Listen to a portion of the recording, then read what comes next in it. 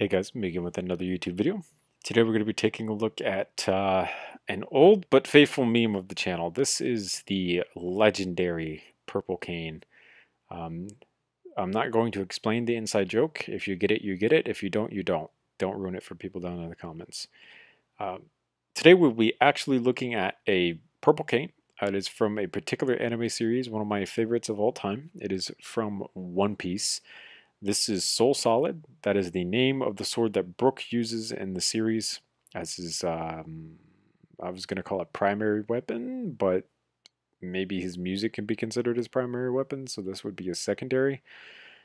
Not entirely sure, but this is essentially a sword wielded by Brook in the series, and it's usually sheathed inside as a cane, and then you can unsheath it and it turns into a cane sword. That's pretty simple to understand, not too hard. So I set out to make a couple different models from the One Piece series. Kyrios' Torii rifles.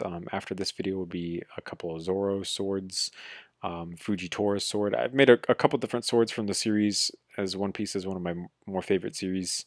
And most of the weapons in the series are melee based, and some of the rifles that they have are just basic muskets, really, so there's really no sense in making those.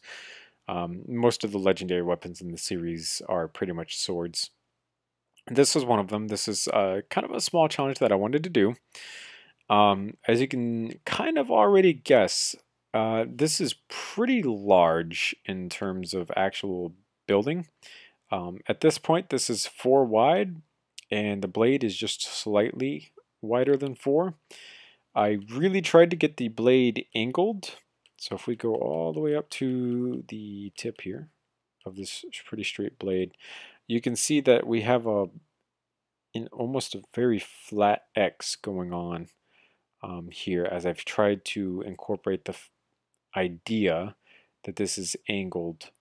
There's a flat side here and a flat side on bottom, and it comes to a sharp point on this side. That was the idea.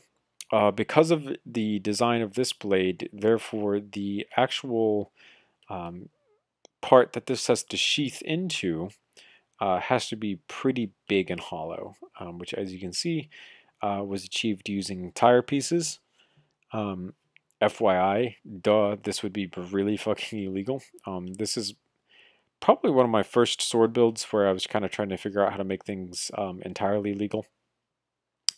This, because of its perfectly circular round nature, is going to be illegal entirely. There'd be really no way to sheath a sword in a sheath made out of tires without taking the blade off and then doing a couple really clever edits.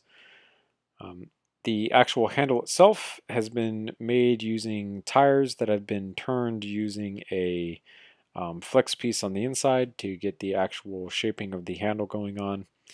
And as you can see in both of our images here, we have perfect circles. It looks pretty decent, even with the curve and how there's gaps that are big on the one side.